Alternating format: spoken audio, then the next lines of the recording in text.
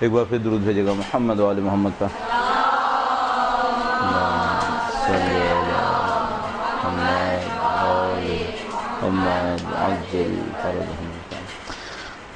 پروردگار عالم کا انتہائی احسان ہے، اس نے ہمیں اپنے دین کے بارے میں سوچنے سمجھنے کی طاقت دی ہے، اور اس پروردگار عالم کا احسان ہے کہ جس نے ہمیں اس عظیم الشان ہستی کے بارے میں معرفت حاصل کرنے کی صلاحیت نصیب کی ہے، جس کے بارے میں دعا میں ارشاد ہوا کہ اگر ان کی معرفت نصیب نہ ہو تو میرا دین مجھ سے چھن جائے گا اور میں اپنے دین سے محروم رہ جاؤں گا.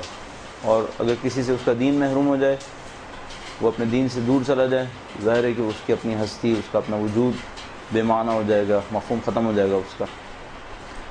اس اعتبار سے ذکر امام کے طفیل ہمیں بہت ساری نعمتیں ملنی چاہیے، بہت ساری سعادتیں ملنی چاہیے، اور بجائے کہ ہم خداوند متعال کا انتہائی شکر بجا لائیں کہ اس نے ہمیں توفیق دی ہے، اپنے وقت کے امام کے حضور اظہار عقیدت کے لیے اور اس سعادت کی شکرانے میں ایک بار پھر درود بھیجے گا محمد و آل محمد پر.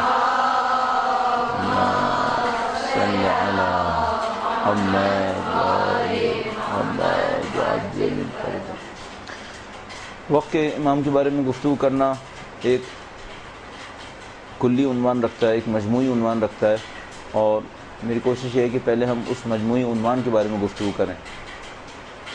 فطرت انسانی یہ ہے کہ انسان اپنے آپ کو عزیز رکھتا ہے، اپنے آپ کو چاہتا ہے، اور اس فطرت کے نتیجے میں اپنے مستقبل کے بارے میں بہت زیادہ خوفزدہ رہتا ہے. اور اگر اس کے پاس کوئی امکان ہو کہ اپنے مستقبل کو جان سکے، اس سے زیادہ محبوب چیز بہت سارے انسانوں کے نزدیک اور کوئی نہیں ہوتی. وہ یہ جان سکیں کہ ہمارا مستقبل کیا ہے. لہذا آپ نے صحیح بتانے والوں اور غلط بتانے والوں سب کی شہرت بہت زیادہ دیکھی ہوگی. صحیح بتانے والے وہ لوگ کہ جو واقعاً کوئی علم رکھتے ہیں، چاہے وہ الہی علم ہو چاہے وہ غیر الہی علم ہو، اور اس کے ذریعے سے وہ کچھ نہ کچھ مستقبل کے بارے میں بتا سکتے ہیں، اور چاہے وہ سائنس کے ذریعے سے ہی کیوں نہ ہو. اس کی قیمت ہوتی ہے کہ اگر کوئی یہ بتا سکے، جس کو ہم لوگ پریڈکشنز کہتے ہیں. یہ انسانوں کے نزدیک محبوب ہے. انسانوں کو اس سے بہت زیادہ طاقتیں بھی ملتی ہیں. مثلا اگر آپ کو پتہ چل جائے کہ آدھے گھنٹے کے بعد کتنی شدید بارش ہونے والی ہے، تو آپ کو بہت ساری صلاحیتیں مل جاتی ہیں، ایکسٹرا پاورز مل جاتی ہیں. اگر آپ کو پتہ چل جائے کہ ایک مہینے کے بعد کس چیز کی مانگ مارکیٹ کے اندر زیادہ ہوگی، تو آپ کو بہت زیادہ فائنینشیل پاورز مل جائیں گی. اگر آپ کو پتہ چل جائے کہ کس ملک کے اندر کتنے عرصے کے بعد کوئی تبدیلی رونما ہونے والی ہے، تو ممکن ہے آپ کو بہت زیادہ سیاسی طاقتیں مل جائیں. یہ انسان کی ایک خواہش ہے، اور فطری خواہش ہے. اس کا مطلب یہ ہے کہ باہر حقیقت میں کوئی نہ کوئی چیز ایسی ہوگی جو اس خواہش کو پورا کر سکتی ہوگی. یعنی خدا متعال نے یقیناً کوئی نہ کوئی وسیلہ ایسا رکھا ہوگا جس کے ذریعے سے اس کی یہ فطری خواہش پوری ہو سکے. برسبیل تذکرہ، اور ہماری کوشش بہت زیادہ یہ ہوتی ہے کہ ہم لیکچر کے دوران بیچ بیچ میں، جس کو ہم لوگ کہہ سکتے ہیں بریکٹس کے درمیان، کچھ چیزیں تذکرہ کرتے رہیں جو بعد میں بھی کام آ سکیں کہیں اور پر بھی. فطری امور کی نشانیوں میں سے ایک نشانی یہ ہوتی ہے کہ اس کو پورا کرنے کے لیے باہر کوئی بندوبست ضرور ہوتا ہے. اگر خدا تعالیٰ نے ہماری فطرت میں پیاس رکھی ہے تو باہر پانی نہ ہو، یہ ممکن نہیں ہے. اگر فطرت میں اس نے بھوک رکھی ہے تو باہر ہمارے لیے مناسب غذا ہونا چاہیے. اگر ہم یہ کہہ رہے ہیں کہ انسان کی فطرت یہ ہے کہ وہ اپنے مستقبل کو جاننا چاہتا ہے، تو یقیناً خدا تعالیٰ نے باہر کوئی جائز وسیلہ رکھا ہوگا اس بات کو سمجھنے کے لیے. یہ نہیں ہو سکتا کہ ہم یہ کہیں کہ یہ فطری خواہش ہے اور جتنے وسیلے وہ ناجائز ہیں. مثال کے طور پہ کالا جادو اور نہیں معلوم دوسرے غیر الہی طریقے، یہ نہیں ہو سکتا. اس کا مطلب ہے کوئی الہی طریقہ بھی ہوگا اس کا. اور ان الہی طریقوں میں سے ایک طریقہ معصومین علیہ السلام کا علم ہے، کہ جو وہ اپنی روایات کے ذریعے سے، اپنی گفتگو کے ذریعے سے ہم تک پہنچاتے ہیں. اچھا، اگر بس یہ تو آپ کا ایک بنیادی نقطہ ہو گیا کہ انسان کے اندر جاننے کی خواہش ہے، مستقبل کو جاننے کی خواہش ہے، اس کے اوپر اہمیت بھی دیتا ہے، اس کے اوپر ریسورسز بھی خرچ کرتا ہے، اس کے ذریعے اس کو بہت ساری پاورز بھی ملتی ہیں. اچھا، اگر مستقبل جاننے کی خواہش ہو تو پھر دو کویسچنز آتے ہیں. آیا مستقبل ایسا مستقبل ہے جس میں ہونا ہے ہر صورت میں، یا مستقبل مشکوک ہے؟ بہت سارے غیر الہی علوم ایسے ہوتے ہیں جو یہ کہہ رہے ہوتے ہیں کہ ہم آپ کو ایسا بتائیں گے جس نے قطعاً ہونا ہے، تردد نہیں ہے اس کے اندر، تبدیلی نہیں ہے. ظاہر ہے کہ ایسا ہونا کافی مشکل ہے کہ کوئی غیر الہی طریقے سے ہمیں ایک ایسا علم دے دے جس کے اندر تردد اور تبدل کی کوئی گنجائش نہ ہو۔ الہی علم کے اندر اس بات کا امکان ظاہر ہے کہ بہت زیادہ ہے کہ خدا متعال کی طرف سے دیا ہوا کوئی علم ہمارے پاس ایسا آ جائے جس کے ذریعے ہمیں ناقابل تبدل، ناقابل تغیر کوئی مستقبل پتہ چل جائے۔ اس کی دو باتیں ہو گئیں۔ تیسرا مسئلہ یہ ہے کہ فرض کیجئے آپ کے اندر خواہش ہے کہ آپ مستقبل کو جاننا چاہتے ہیں، اور آپ کے اندر خواہش یہ بھی ہے کہ ناقابل تبدیل مستقبل آپ کو پتہ چل جائے۔ وہ مستقبل اچھا ہے یا برا ہے؟ اس سے انسان کے اوپر بے انتہا مثبت اور منفی اثرات ہو سکتے ہیں۔ مثال کے طور پر فرض فرمائیے اگر آپ کو کسی بھی طرح سے یہ پتہ چل جائے کہ اگلے 10 سال میں ہماری اور آپ کی زندگی کا قطعی نعوذ باللہ تعالی برا خاتمہ ہونا ہے، تو پھر میرے خیال میں اچھائی کا کوئی جذبہ باقی نہیں رہے گا انسان کے اندر۔ یعنی اگر اس کو یہ پتہ چل جائے کہ نعوذ باللہ تعالی چند سال میں خاتمہ ہونا ہے اور خاتمہ برا خاتمہ ہے، تو پھر کیا جذبہ ہے اچھائی کرنے کا؟ ختم ہو گیا معاملہ۔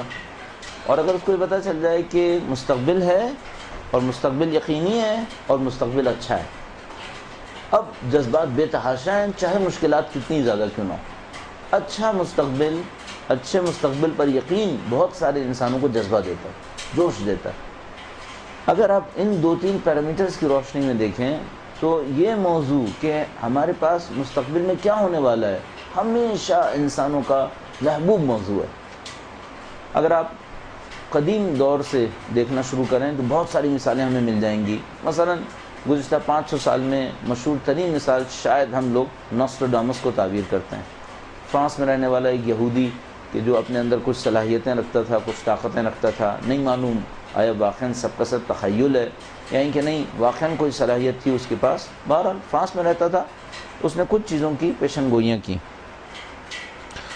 اور ان پیشن گوئیوں کی شہرت کافی زیادہ ہوئی، اور اس کی کتابیں موجود ہیں، اس کی شاعری ہے ایکچولی 100 اس کی رباعیاں ہیں جس کو دی سینچریز تعبیر کیا جاتا ہے۔ تو یہ موضوع انسان کے لیے پسندیدہ تھا کہ وہ مستقبل کے بارے میں جاننے کی کوشش کرے۔ مختلف ادیان نے اس کو کچھ معلومات دی ہیں، دین اسلام نے بھی اس معاملے کے اوپر بہت توجہ دی ہے کہ انسان کو یہ پتہ چلے کہ اس کا مستقبل کیا ہے، کم سے کم اجمالاً ضرور پتہ چلے۔ اور دین اسلام کا بھرپور اصرار ہے کہ تمہارا مستقبل اچھا ہے، تمہارے مستقبل کے اندر کوئی خرابی نہیں ہے، مستقبل اچھا ہے، اور وہ اہداف جن کے لیے دنیا خلق ہوئی ہے ان اہداف کو ہم حاصل کرنے میں کامیاب ہو جائیں گے۔ سورہ قصص ابتدائی آیات میں آپ دیکھتے ہیں وہ نُرِیدُ أَن نَمُنَّ عَلَى الَّذِينَ اسْتُضْعِفُوا فِي الْأَرْضِ وَنَجْعَلَهُمْ أَئِمَّةً وَنَجْعَلَهُمُ الْوَارِثِينَ۔ خدا تعالیٰ قطعاً وعدہ کرتا ہے کہ ایسا ہوگا، ہم اپنے کمزور بندوں کے اوپر احسان کریں گے، ان کے اوپر منت رکھیں گے، انہیں وارث بنائیں گے، انہیں حاکم بنائیں گے۔ یہ خدا متعال کہتا ہے یہ تو ہونا ہے، اس میں کوئی شبہ نہیں ہے۔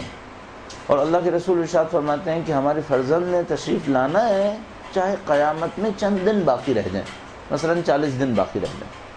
اور انہوں نے فرمایا کہ یعنی یہ وہ اصول نہیں ہے جس میں کوئی تبدیلی ممکن ہے، یہ وہ مستقبل ہے جس میں قطعاً ہونا ہے۔ اچھا عقل سے بھی بات سمجھ میں آتی ہے کہ اگر یہ نہ ہو تو پھر زمین بنی کیوں ہے اصلاً؟ اگر زمین کا مستقبل یہی ہے کہ اس میں ظلم نے پھیلنا ہے، جیسے کہ اس وقت نظر آ رہا ہے ظالم اور ظلم کی حاکمیت نظر آ رہی ہے جس کے اوپر ابھی ہم گفتگو کریں گے، تو پھر زمین کا کوئی فائدہ نہیں، اس کا مطلب یہ ہے۔ اور سارے کے سارے فائدے صرف ہمیں آخرت میں دیکھنے ہوں گے، جبکہ ہم جانتے ہیں کہ اللہ کے کاموں کے اندر حکمت اور نتیجہ یقیناً ہونا چاہیے، بس اس دنیا کا بھی ایک نتیجہ نکلنا چاہیے، ایک اچھا نتیجہ نکلنا چاہیے۔ یہ دین اسلام نے ہمیں وعدہ کیا۔ اور میں نے عرض کیا کہ یہ تصور ہر جگہ موجود ہے۔ مثلا آپ کسی بھی دین میں چلے جائیں، کسی بھی حتی غیر الہی دین فکر میں چلے جائیں، وہ بھی آپ سے کچھ نہ کچھ مستقبل کے بارے میں کہہ رہا ہوگا۔ کبھی کہہ رہے ہوں گے ختم ہو جائے گا، اور یہ میں عرض کرتا چلوں کہ کوئی مادی فکر ایسی نہیں ہے جو دنیا کی بقا کی قائل ہو، حتی مادی فکر۔ الہی فکر تو ساری یہ کہہ رہی ہیں کہ اقتربت الساعۃ وانشق القمر، یا مثال کے طور پر اذا الشمس کورت، یا نہیں معلوم سینکڑوں آیات جو قرآن کریم کے اندر ہیں کہ یہ سب ختم ہو جائے گا، اس میں کوئی شبہ نہیں ہے۔ چاہے وہ دین اسلام ہو، عیسائیت ہو، یہودیت ہو، سب کا کہنا ہے اس مادی دنیا میں بقا نہیں ہے، جو غیر الہی مادی نظریات ہیں، مثلا وہ جو پیور سائنٹسٹ ہیں، وہ سب بھی اس بات کے قائل ہیں کہ اس مادی دنیا میں بقا نہیں ہے، اس مادی دنیا نے ختم ہونا ہے، چاہے 10 کروڑ سال کے بعد، چاہے 1 ارب سال کے بعد، چاہے جلدی چاہے دیر سے. اس میں کوئی قاطعیت نہیں ہے کہ ہم یہ کہہ سکیں کب ختم ہوگی، لیکن اس میں کوئی شبہ نہیں ہے کہ یہ دنیا باقی نہیں رہ سکتی، اس نے ختم ہونا ہے. بس اگر کوئی غیر مادی نظریہ نہ ہو تو دنیا کا مستقبل اچھا نہیں ہے، دنیا کا مستقبل برا ہے. مادی نظریات کے ہٹ کر جو الہی نظریات ہیں وہ یہ کہہ رہے ہیں کہ نہیں، اس دنیا کا مستقبل بھی اچھا ہے. اور وہ کیا ہے؟ وہ یہ کہ اس دنیا پہ معاملہ ختم نہیں ہوگا، ہم کہیں اور جائیں گے، بس ہمارا مستقبل اچھا ہے. اور علامہ طباطبائی کا یہ جملہ انتہائی نفیس جملہ ہے، بہت خوبصورت. وہ فرماتے ہیں کہ ہم فنا کے لیے نہیں بنے، ہم بقا کے لیے بنے. البتہ جیسے کہیں پر ہم یہ کہیں گے تو سامنے والے کے ذہن میں آ سکتا ہے وہ کل من علیہ فان، اس کا مطلب پھر کیا ہوگا؟ تو ہم اس کا جواب یہ کہتے ہیں کہ طبیعت انسانی ممکن الوجود ہونے کی وجہ سے فانی ہے، لیکن اس ممکن الوجود کو اگر واجب الوجود کا دائمی سہارا مل جائے تو پھر باقی ہے. بس ہر چیز فانی ہے، وہ جو ممکن الوجود ہے. کل من علیہ فان، ہر چیز کو فنا ہے چونکہ ممکن الوجود ہے. ممکن الوجود کا مطلب یہی ہے کہ اس کے اندر فنا کا امکان ہے، لیکن اگر ممکن الوجود کو واجب الوجود سہارا دے دے پھر کیا؟ پھر فنا نہیں ہوگی، پھر بقا ہوگی. اور اس اعتبار سے ہم اور آپ بقا کے لیے ہیں. اور قرآن کریم مثلا ارشاد فرماتا ہے خالدین فیہا، اور کہیں فرماتا ہے خالدین فیہا ابدا. تو اس میں بقا ہی بقا ہے، اس کا مطلب ہے اس میں فنا کا امکان نہیں نظر آتا، کیونکہ وہ فرما رہے خالدین فیہا ہے. اور اصرار بھی فرماتا ہے کہ خالدین فیہا ابداً، ہمیشہ. تو ہم بقا کے لیے بنے، اس کا مطلب ہے. اور ہمیں اسی حساب سے سوچنا بھی چاہیے کہ اگر باقی رہنا ہے تو ہمیں کیا کرنا ہے.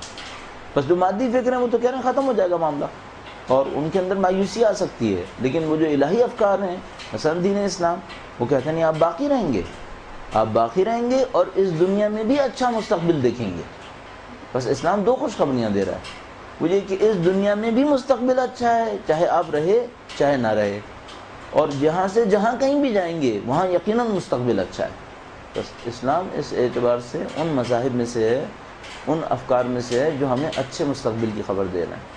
البتہ یہ وہ جنرلائز ہمارا پوائنٹ آف ویو ہے، یا جسے کہتے ہیں سینیریو ہے، جس کے اندر ہم وقت کے امام کے بارے میں گفتگو کرتے ہیں. سب کے پاس کچھ نہ کچھ گفتگو ہے، اور ان سب کے درمیان میں نے عرض کیا دو تقسیم کی جا سکتی ہیں. وہ افکار جو کہہ رہے ہیں انسانیت کا مستقبل برا ہے، اور وہ افکار جو کہہ رہے ہیں انسانیت کا مستقبل اچھا ہے. وہ جو کہتے ہیں انسانیت کا مستقبل اچھا ہے، ان کے سامنے کوشچن آتا ہے، وہ یہ کہ جو موجودہ صورتحال ہے یہ تو بہت بری ہے، پھر اچھا کیسے ہے؟ یہاں پر ایک اور کانسیپٹ آتا ہے جس کو ہم لوگ عربی میں منجی اور انگلش میں سیویئر اور مثلا اردو میں نجات دہندہ کا تصور کہیں گے. ایک ہے جو نجات دے گا. ہر وہ فکر جو کہہ رہی ہے انسانیت کا مستقبل اچھا ہے، اس کو کہیں نہ کہیں اس حقیقت کو دیکھتے ہوئے کہ موجودہ تو بہت برا ہے، تو وہ فوراً تصور دے گا کہ ایک نجات دہندہ ہے. صحیح. اب یہاں سے ہم اس جنرلائز کانسیپٹ سے ایک اور اسپیسیفک کانسیپٹ کے اوپر آ گئے. ایک مسئلہ تھا کہ انسان میں مستقبل کو جاننے کی خواہش ہے، وہ مستقبل قطعی ہے یا غیر قطعی ہے، اور وہ مستقبل اچھا ہے یا برا ہے. اب پتہ چلا کہ کچھ لوگ کہہ رہے ہیں کہ اچھا ہے، اور اس اچھے کے لیے جو تصور دے رہے ہیں وہ یہ کہ ایک نجات دہندہ بھی ہے، ایک کوئی ہے کہ جو نجات دے گا. یہ جو تصور ہے جس کو ہم لوگ منجی بشریت بھی تعبیر کرتے ہیں، یعنی بشریت کو نجات دینے والا، پوری بشریت کو نجات دینے والا.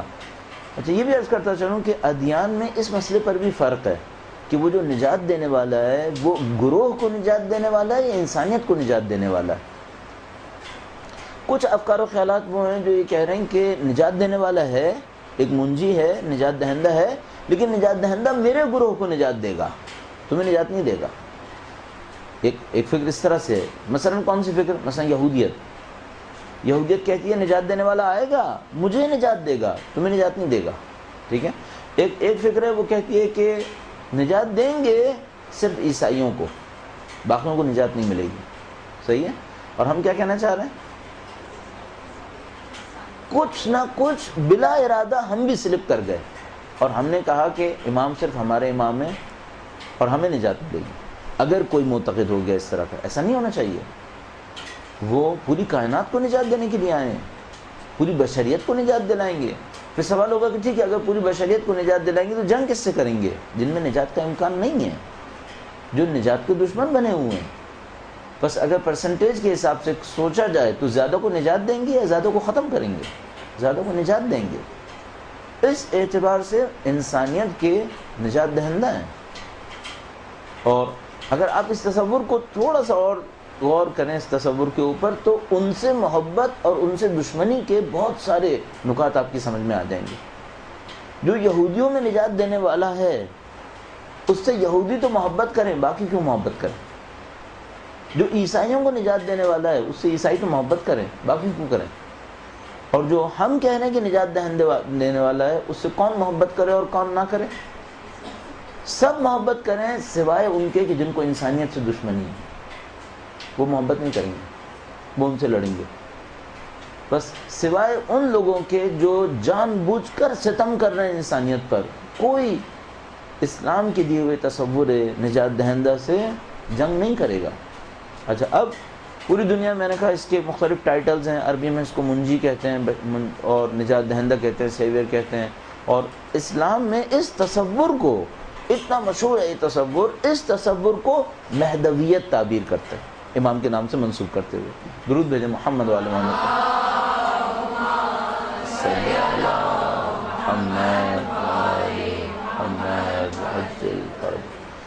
بس اسلام میں جب ہم آتے ہیں اس تصور پہ پہنچتے ہیں کہ ایک نجات دہندہ ہیں جو پوری انسانیت کو نجات دیں گے، تو اس تصور کو ہم مہدویت تعبیر کرتے ہیں۔ اب یہ جو تصور مہدویت ہے یہ مختلف فرقوں میں مختلف اسپیسیفیکیشنز رکھتا ہے۔ مثلا ایک خاص فرقے کے اندر تصور مہدویت کے خواص کچھ اور ہیں، اور مثلا تشیع کے اندر تصور مہدویت کے خواص کچھ اور ہیں، لیکن کچھ مشترکہ نکات ہیں جو تمام اسلامی فرقوں کے اندر کامن بنتے ہیں۔ تو ہم پہلے ان مشترکہ نکات کا جائزہ لے لیتے ہیں اور اس کے بعد ان اختلافات کو دیکھنے کی کوشش کرتے ہیں کہ جو مختلف فرقوں کے اندر اس حوالے سے مشہور ہیں۔ مثلا مشترکہ نکات کون کون سے ہیں جن کی طرف کچھ پہ بھی اشارہ ہوا؟ نمبر 1، نجات دہندہ ہے اور پوری انسانیت کے نجات دہندہ ہے۔ بس مثلا آج کوئی عیسائی ہے جو کسی بھی وجہ سے کسی ظلم میں پس رہا ہے، وہ ہمارے امام سے امید لگائے یا نہ لگائے، چاہے ہمارے امام کو نہ مانتا ہو، لیکن اگر وہ اس تصور کو دیکھے تو امید لگا سکتا ہے۔ کیوں؟ کیونکہ کوئی دعویٰ نہیں ہے ہمارا کہ وہ تم سے لڑنے آ رہے ہیں، نہیں لڑنے آئیں گے، تمہیں نجات دینے آئیں گے۔ بس اگر مثلا امریکہ، لاطینی امریکہ کے اندر کچھ کسان ہوں جن کے زراعت کے اوپر مثلا بعض ملٹی نیشنل کمپنیز نے قبضہ کیا ہوا اور وہ بیچارے کوڑ رہے ہوں کہ کب وقت آئے گا جب ہماری زراعت ہمارے ہاتھوں میں آئے گی، ہم اسے خود بیچ سکیں گے اور ہم اس سے کچھ کما سکیں گے، تو وہ اس معاملے میں بھی ہمارے امام سے امید رکھ سکتے ہیں کہ گرچہ امام تو مثلا مسلمانوں کے ہیں، لیکن بہرحال مسلمان یہ کہہ رہے ہیں کہ اگر وہ آئیں گے تو تمہیں بھی نجات مل جائے گی، تمہیں بھی کچھ نہ کچھ اس میں سبب فراہم ہو جائے گا۔ تو بشریت کے نجات دہندہ ہے۔ دوسرا معاملہ یہ ہے کہ نام پر ہم سب متفق ہیں، دنیا اسلام کے اندر ہم سب نام کے اوپر متفق ہیں کہ ان کا نام گرامی یہی ہوگا جس سے یہ مہدویت کا عنوان لیا گیا ہے۔ تقریباً سب متفق ہیں سوائے بعض لوگوں کے تفسیر میں کہ ان کا لقب امام ہوگا، اس پہ سب متفق ہیں، یعنی سب کہہ رہے ہیں کہ ان کو امام کہا گیا ہے روایات کے اندر۔ البتہ ظاہر ہے جو تصور امامت کے ماننے والے نہیں ہیں وہ امام کی تفسیر میں لیڈر کہیں گے کہ ان کو لیڈر کہا گیا ہے، اور مثال کے طور پر اس طرح کی باتیں کریں گے، لیکن اس میں سب کا اتفاق ہے کہ اللہ کے رسول نے ان کو امام کا لقب دیا ہے۔ تو تقریباً سب کا اتفاق ہے سوائے بہت قلیل کوئی گروہ کے، وہ ہے کہ وہ نسل رسول سے ہوں گے، اولاد بی بی سیدہ سلام اللہ علیہ سے ہوں گے۔ اللہم صلی علی محمد۔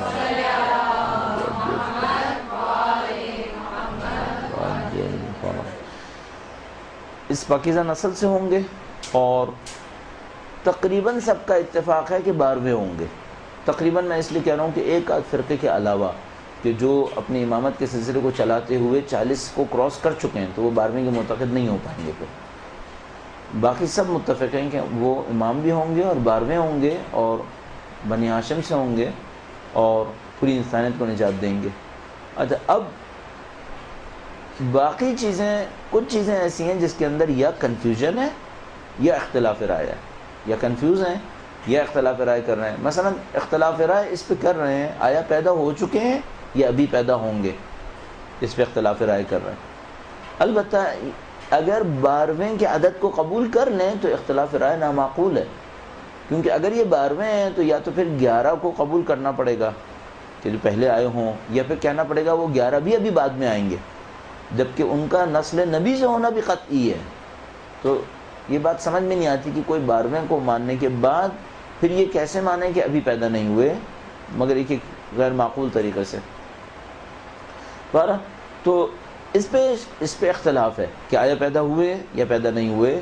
جس پہ کنفیوژن ہے وہ یہ کہ وہ معجزوں سے تبدیل کریں گے یا طبیعی طریقے سے تبدیل کریں گے. آیا نیچرل پروسیس ہوگا، اس نیچرل پروسیس کے اندر کچھ ڈیولپمنٹس ہوں گی، کچھ ایولیوشنز ہوں گی، کچھ تکامل ہوگا، اور اس تکامل کے اندر رہتے ہوئے یہ تبدیلی حاصل ہو جائے گی، یا ان کے نہیں اچانک کوئی معجزہ دکھائیں گے اور تبدیل کر دیں گے. اس میں کنفیوژن ہے. اس میں کچھ لوگوں کی رائے کچھ ہے اور کچھ لوگوں کی رائے کچھ اور ہے. مثلا کنفیوژن ہے اس بارے میں آیا پرانا اسلحہ استعمال کریں گے یا نیا اسلحہ استعمال کریں گے. اور اس کنفیوژن کو، جو سیکنڈ کنفیوژن ہے، اس کے ہم روٹس کو لے جا کر یہ سوچ سکتے ہیں کہ وہ نہیں سمجھ پا رہے کہ ٹیکنالوجی آگے جائے گی یا پیچھے جائے گی. صحیح ہے.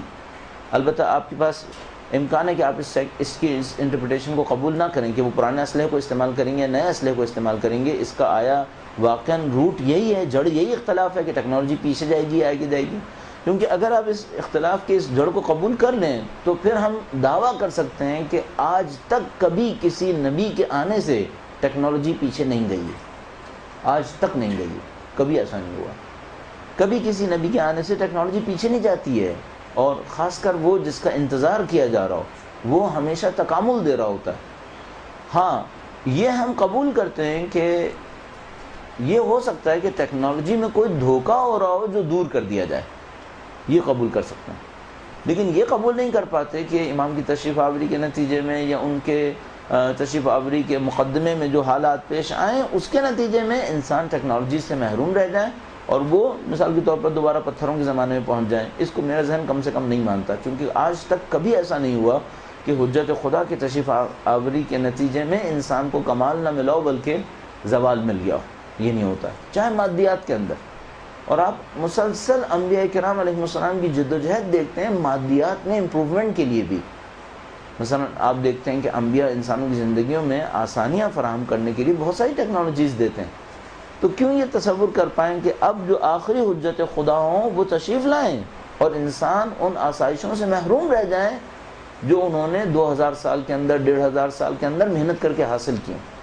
یہ ہو سکتا ہے کہ ان سے بہتر آسائشیں مل جائیں. موڈ آف مثال کے طور پر ٹیکنالوجی وہ چینج ہو جائے. مثلا میں معتقد ہوں شدت کے ساتھ کہ ہم لوگوں کو دھوکہ ہو رہا ہے جو ہم الیکٹرانکس کے اوپر بیس کر کے ڈیولپمنٹ کر رہے ہیں. یہ میرا اپنا خیال ہے کہ یہ خالصتاً کوئی دھوکہ ہو رہا ہے. یہاں پر ہماری ٹیکنالوجی کی ڈیولپمنٹ الیکٹرانکس کے اوپر بیس نہیں ہونی چاہیے تھی، یا الیکٹریسٹی کی جنریشن اتنی کمپلیکیٹڈ نہیں ہونی چاہیے تھی. میرا اپنے خیال ہے دو میں سے کوئی ایک چیز ہونی چاہیے تھی. یہ نہیں ہو سکتا کہ ہمیں ٹیکنالوجی ایڈوانسمنٹ میں اس مصیبت میں پھنسا دے جس میں ہم اس وقت پھنس گئے. ایسا میرا نہیں خیال دنیا کے اندر ہونا چاہیے تھا. اور ممکن ہے کوئی کہے کہ پاکستان غلطی سے پھنس گیا ہے. پاکستان اکیلا نہیں ہے، اربوں انسان اس کے اندر پھنسے ہوئے ہیں، یا نہ ہونے کی وجہ سے جیسے کہ پاکستان میں ہے، یا ہونے کے مضر صحت اثرات کی وجہ سے جیسے کہ ڈیولپ ورلڈ کے اندر ہے. وہ دنیا جو ترقی یافتہ دنیا ہے وہ انرجی کے نہ ہونے سے نقصان میں نہیں ہے، انرجی کے ہونے سے اور اس کے نتیجے میں جو مضر صحت اثرات ان کے اوپر آئے، پولیوشن اور انوائرمنٹ کے اندر جو ڈسٹرکشن ہوئی ہے اس سے وہ لوگ نقصان کے اندر ہیں. پر سمجھ میں آتا ہے کہ یہ جو ہم الیکٹریسٹی کے اوپر بیس کر کے ٹیکنالوجی حاصل کر رہے ہیں اور سمجھ رہے ہیں یہ ڈیولپمنٹ ہے، میرا اپنے خیال ہے کہ کوئی بہت بڑا بلنڈر ہو رہا ہے. اور میرا اپنے خیال ہے کہ یہ بلنڈر آخری 80-90 سال کے اندر کہیں پہ ہوا ہے. یعنی جو کچھ بھی خطا ہوئی ہے، غلطی ہوئی ہے، دھوکہ ہوا ہے، 80-90 سال کے اندر یہ کہیں ہوا ہے.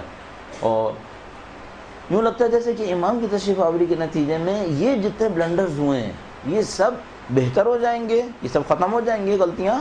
اور ان غلطیوں کے ختم ہونے کے نتیجے میں جو سکون مثال کے طور پر آپ اس وقت الیکٹریسٹی کے اوپر بیس کر کے اسپلٹ رن کر کے حاصل کر رہے ہیں، اس سے زیادہ بہتر سکون اس مصیبت کے بغیر بھی مل جائے گا جس کو ہم اس وقت الیکٹریسٹی تعبیر کر رہے ہیں، جو ہماری جان کو ایک طرح کا عذاب بن گئی ہے. ہونا نہ ہونا مصیبت اور ہونا بھی مصیبت، جو میں نے ڈیولپ ورلڈ کے اندر کہا، وہاں ہونا بھی مصیبت بن گئی اس کے لیے. تو ان باتوں پہ اختلاف ہے، ان باتوں پہ اتحاد ہے. اب ہم اس پورے کانسیپٹ کو سمجھنے کے بعد اس کی کچھ باریکیوں کے اندر جانے کی کوشش کرتے ہیں کہ ہم اس تصور کو کس انداز میں دیکھیں، اور اس کے بعد پھر ہم منتقل ہوں گے کہ ہم خالصتاً ایک امام کے ماننے والے ہونے کے ناطے اس معاملے کو کس انداز میں دیکھیں. درود بھیجے گا محمد وعلی محمد کو. صلی علی محمد وعلی محمد.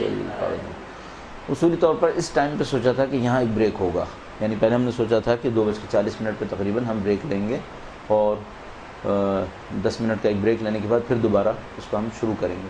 لیکن چونکہ ہم نے ویسے ہی 10 منٹ دیر سے شروع کیا ہے، تو ہم اب ہم اس کو کنٹینیو کریں گے، اور کوشش کریں گے کہ 3:15 کے کچھ بعد سوال جواب اگر سمجھ میں آتے ہیں تو اس کو ہم شروع کریں، اور اس کے بعد پھر تقریباً 3:15 بجے یا اس سے تھوڑا سا پہلے ہم اس کو ختم کر دیں گے انشاءاللہ.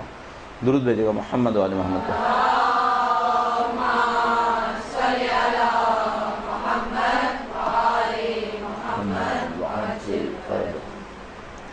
ایک جو بہت بڑا کویشچن یہاں پر آتا ہے وہ یہ کہ ہم نے عرض کیا مورد اختلاف میں سے ایک اختلاف یہ ہے کہ آیا امام تشریف لا چکے ہیں دنیا کے اندر یا ابھی تشریف لانا ہے. اس سے کیا فرق پڑے گا؟ اس سے جو بہت بنیادی فرق پڑے گا وہ ہمارا اور ان امام منتظر کا تعلق ہے ایک دوسرے کے ساتھ. اگر تشریف ہی نہیں لائے، معدوم سے کیا محبت کی جائے؟ اصل معدوم سے کیا رابطہ کیا جائے؟ یعنی جو عدم ہے، جو ہے ہی نہیں، اس سے کوئی رابطہ ممکن نہیں ہے. لیکن اگر ہیں تو پھر سوال یہ کہ رابطہ کیوں نہیں ہے؟ یعنی بالکل ایکویشن چینج ہو جائے گی. اگر نہیں ہے تو پھر تو کوئی مسئلہ ہی نہیں، نہ کوئی ذمہ داری ہے، نہ کوئی رابطہ ہے، نہ کوئی تعلق ہے، کچھ بھی نہیں، اور ہو بھی نہیں سکتا، کیونکہ جو ہے ہی نہیں اس سے کیا تعلق کیا جائے. مثلا اگر کوئی نعوذ باللہ معتقد ہو گیا کہ اللہ کے رسول کا وجود نہیں ہے، نعوذ باللہ تعالی، تو اب جب کہ وجود نہیں ہے تو درود کیوں بھیج رہا ہوں؟ پھر مثال کے طور پر کہیں نہ کہیں تو ہونا ہوگا تو میں درود بھیجوں، اگر نہ ہو تو پھر تو کوئی فائدہ ہی نہیں ہے کسی کام کا. اسی طریقے سے امام کے وجود مقدس کے بارے میں اگر معتقد ہیں کہ نہیں ابھی تشریف ہی نہیں لائے دنیا کے اندر، تو پھر تو کوئی رابطہ نہیں ہے، تعلق نہیں ہے. اور اگر معتقد ہو جاتے ہیں کہ وہ جس نے دنیا کو نجات دینی ہے، پوری انسانیت کو نجات دینی ہے، وہ جو اپنے جد امجد کے منصوبے کے اوپر عمل کرنے کے لیے بےتاب ہیں، تو پھر صرف ایک کوشچن ہوگا کہ ان سے رابطہ کیوں نہیں کیا ہے؟ پھر بالکل کام ہی تبدیل ہو جائے گا. لہذا ہم بہت آسانی سے سمجھ سکتے ہیں دوسرے فرقے امام کے مقابلے میں کمیٹڈ نہیں ہوں گے. ہم کمیٹڈ نہ ہوں تو ہم پہ سوال ہوگا تم لوگ کیوں نہیں اس معاملے کے اوپر پرواہ کر رہے ہیں؟ ان کو کوئی پرواہ ہونی بھی نہیں ہے. اس کی وجہ یہ ہے کہ وہ کہہ رہے ہیں کہ پیدا ہی نہیں ہوئے. جب پیدا ہی نہیں ہوئے تو معاملہ ختم ہو گیا. لیکن اگر ہم اور آپ یہ کہہ رہے ہیں کہ امام تشریف لا چکے ہیں دنیا کے اندر، اور ان کے خواص کا بھی ہم جائزہ لینے کی کوشش کریں گے کہ جو تشریف لائے ہیں اس لانے کے بعد جو ان کی زندگی ہے وہ کس قسم کی زندگی ہے، تو پھر بہت کچھ تبدیل ہو جائے گا. بس ہمارے نزدیک یہ کوشچن آئے گا کہ آپ کا تعلق کیسا تعلق ہے، تعلق کا امکان کس حد تک ہے، اور آپ تعلق کیسے بنا پائیں گے. یہ سارے کوشچنس پھر ہمارے سامنے آنا شروع ہو جائیں گے. اس سے پہلے کہ ہم ان کوشچنس میں جائیں کہ امام تشریف لا چکے ہیں دنیا کے اندر اور ان سے ہمارا ایک تعلق ہونا چاہیے، ہم امام کے وجود کے اندر، یعنی اگر ہم اس کو اشارتاً بس اتنا کہیں کہ ہم یہ سمجھنا چاہیں گے یہ وجود کیسا وجود ہے، یہ زندگی کیسی زندگی ہے جو امام اس وقت گزار رہے ہیں. مثال کے طور پر ایک زندگی کو ہم جانتے ہیں جس کو ہم ظاہر زندگی کہتے ہیں کہ امام تشریف لائیں، 50 سال 60 سال روئے زمین کے اوپر زندگی گزاریں اور ہمارے درمیان موجود رہیں. اس سے ہم آشنا ہیں کیونکہ ہم خود ایسے ہی ہیں. لیکن یہ کہ وہ تشریف لائیں اور پھر پردہ غیب میں چلے جائیں اور اس کے بعد بھی زندگی گزار رہے ہوں، ظاہر ہے کہ ہم اس سے آشنا نہیں ہیں. ہماری زندگیوں کے اندر معمولاً ایسا نہیں ہوا ہے. البتہ یہ میں عرض کرتا چلوں کہ غیب میں جانا یہ تقریباً سنت الہی میں سے ہے، یہ روٹین ہے، تقریباً روٹین. اللہ تعالیٰ نے اپنی حجتوں کو جس انداز میں بھیجا ہے اس میں تقریباً روٹین میں ایسا ہوتا رہا ہے کہ اس نے کچھ لوگوں کو پردہ غیب میں رکھا ہے. اور قرآن کریم کی دسیوں آیات کریمہ اور انبیاء کرام علیہ السلام کے واقعات اس کے اوپر شاہد ہیں. مثلا تمام تر سیٹلائٹس اور تمام تر زمین کے بارے میں حقائق معلوم کر لینے کے باوجود ہم نہیں سمجھ پائے ابھی تک کہ اصحاب کہف کہاں پر ہے، جبکہ میرا نہیں خیال 1 ارب سے زیادہ مسلمانوں میں کوئی اس کا منکر ہو کہ اصحاب کہف ہیں ابھی، اور خدا متعال جانتا ہے کہ وہ کہاں ہوں گے۔ اس طرح کبھی اچھے حقائق کو خدا چھپا دیتا ہے، غیب میں ڈال دیتا ہے، جب مرضی آتی ہے اشکار کرتا ہے، جیسے مثلا حضرت عیسیٰ علیہ السلام کے بارے میں ایسا ہی ہوا، اور مثال کے طور پر حضرت خضر کے بارے میں قطعاً ایسا ہی ہوا، اور اسی طریقے سے متعدد دفعہ خدا متعال نے اس کام کو کیا، اور قرآن میں مختلف اشارات خدا متعال دیتا چلا جاتا ہے۔ مثال کے طور پر فرماتا ہے کہ کوئی کہیں سے گزر رہے تھے اور انہوں نے کسی آبادی کو مردہ دیکھا اور اللہ سے پوچھا اے خدا تو اس کو کیسے زندہ کرے گا، تو خدا متعال نے ان کو مار دیا 100 سال کے لیے مار دیا۔ 100 سال کے بعد ان کو اٹھایا، اور جب ان کو اٹھایا تو ان سے کہا کہ اب تم دیکھو کہ جو سواری تمہارے ساتھ تھی اس کا کیا حشر ہوا، تو انہوں نے دیکھا کہ وہ ختم ہو چکا۔ کہا کہ پھر اب تم اپنا کھانا دیکھو، اور انہوں نے کھانے کو دیکھا تو قرآن کریم فرماتا ہے لم یتسنہ، وہ کھانا سڑا بھی نہیں تھا، ٹھیک ہے۔ اور خدا متعال فرماتا ہے کہ دیکھو اس طرح میں جس کو چاہوں گا باقی رکھوں گا،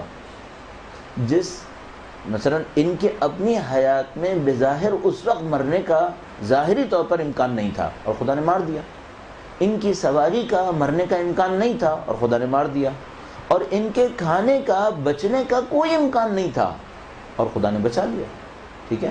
اور اس کے بعد وہ کہتا ہے کہ تم اپنی سواری کو دیکھو ہم کیسے اس کے اوپر دوبارہ سے وجود کو دیتے ہیں، مادی وجود دیتے ہیں اس کو۔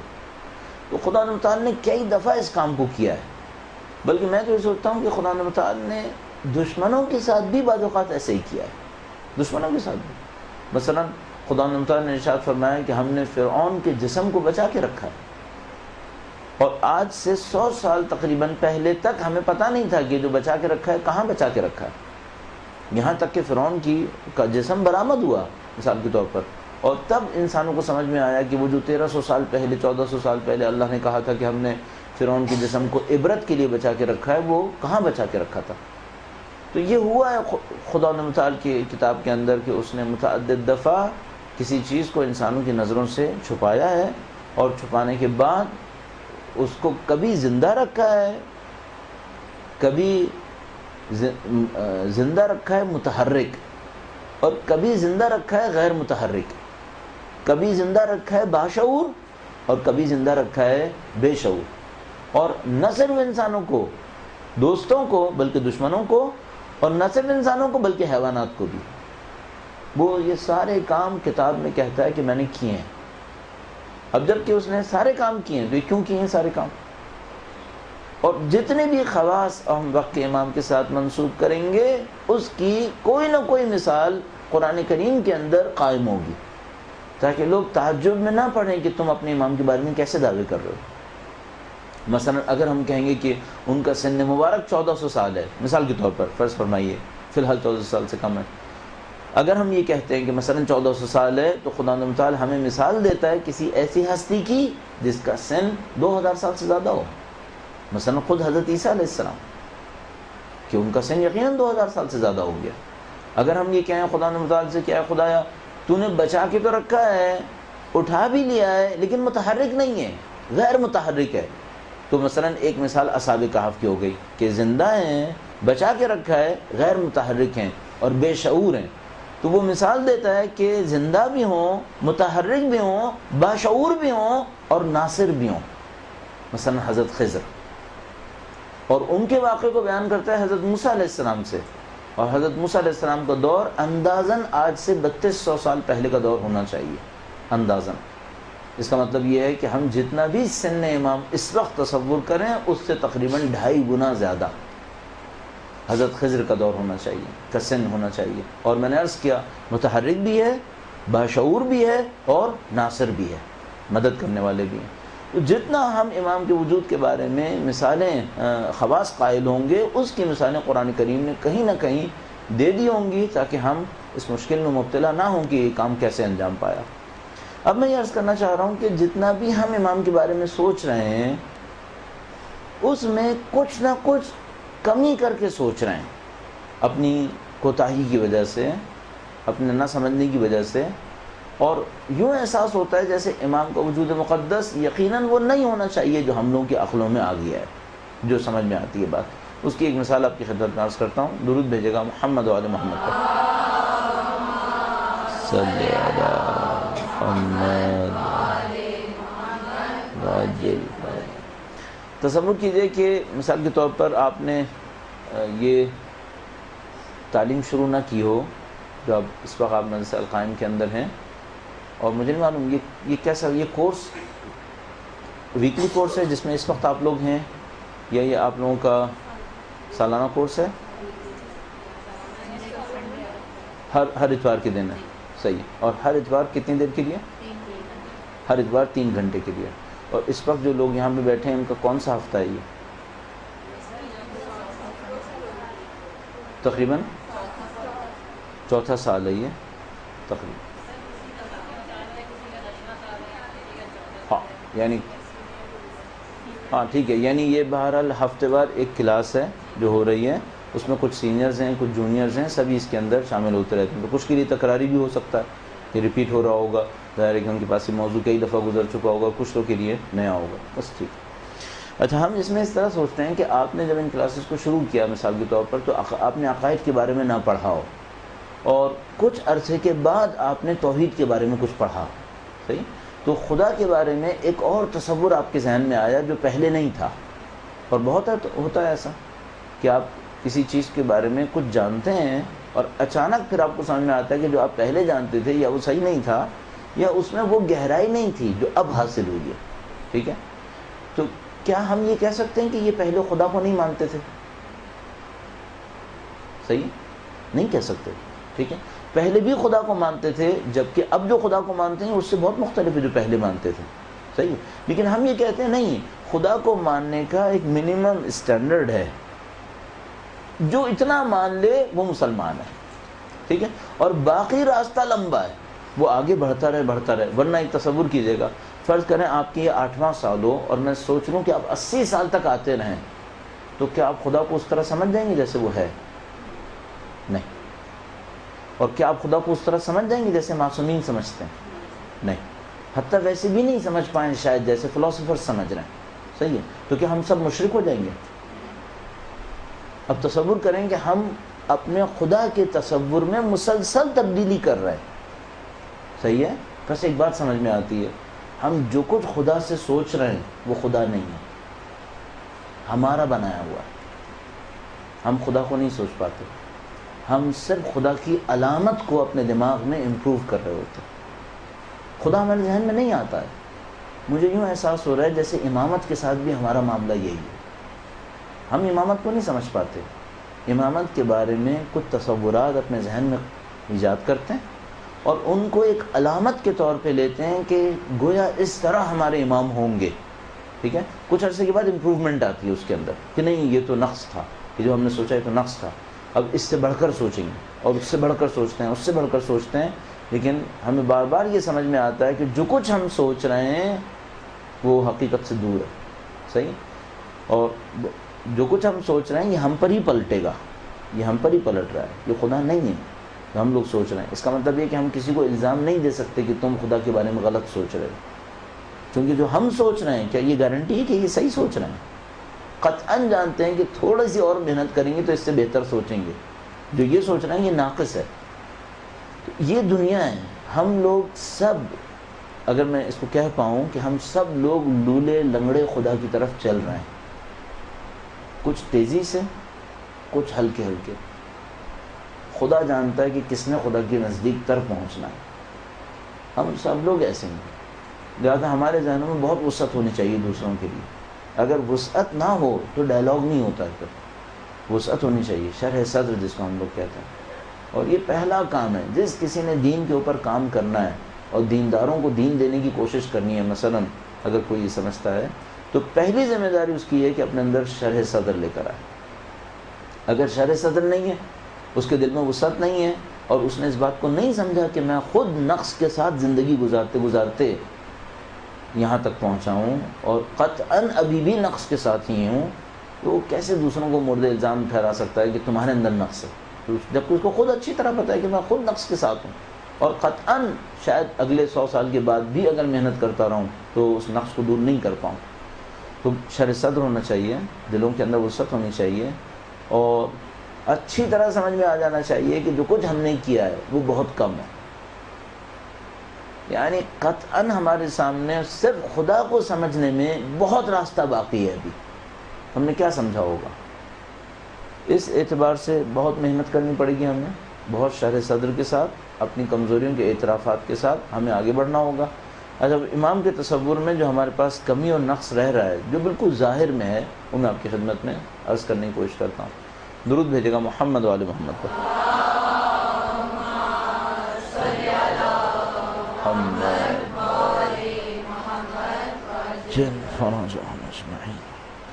ہمارے پاس کچھ تعبیرات ہیں، اور ہم لوگ تعبیرات کے استعمال میں بہت زیادہ دقیق نہیں ہیں، بہت زیادہ اسپیسیفک ہم تعبیرات استعمال نہیں کرتے. ہماری تعبیرات میں جھول ہوتے ہیں جن کو اگر ہم توجہ دیں تو ہمیں سمجھ میں آ جانے چاہیے.